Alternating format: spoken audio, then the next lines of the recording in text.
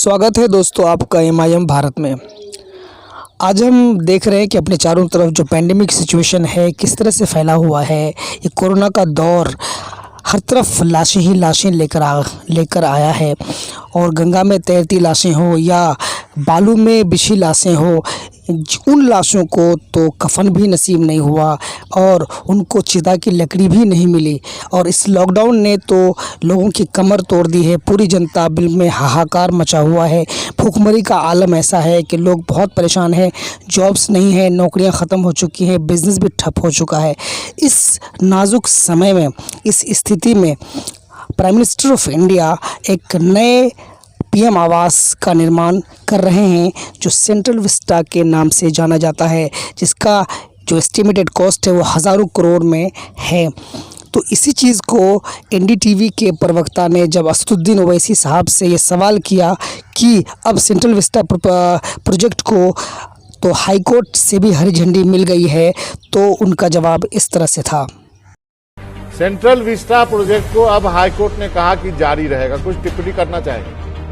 तो इसके जवाब में ओवैसी साहब ने कहा कि सरकार नैतिकता के आधार पर इस प्रोजेक्ट को 1 साल के लिए रोक सकती थी और देश में फैली महामारी को से प्रभावित लोगों की मदद दवाइयों, हॉस्पिटल, ऑक्सीजन और आदि चीज़ों से कर सकती थी। और इसका एक अच्छा मैसेज भी वो मोदी सरकार के लिए जनता में जाती। और भी कई बातें बताते हुए उन्होंने ये सारी बातें स्पष्ट की। बाबा, कोर्ट ने लीगली ये तो पहले तो कोर्ट जाना नहीं था। हमको ये बताना चाहिए था कि ऐसे वक्त में सरकार के लिए उस काम को जारी रखना मॉरली रॉन्ग है, इमोरल है। जब आप देश की जनता अपने रिश्तेदारों का इलाज करा कर उनकी लाइफ सेविंग्स बर्बाद हो चुकी है, कंप्लीटली डेटा है उसका भी। देश की स्टेट गवर्नमेंट के पास वैक्सीन खरीदने के लिए परेशान है।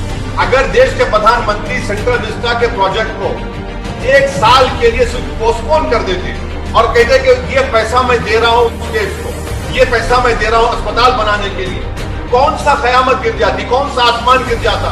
और ये पॉलिटिकली एक बड़ा अच्छा स्टेप होता प्रधानमंत्री का।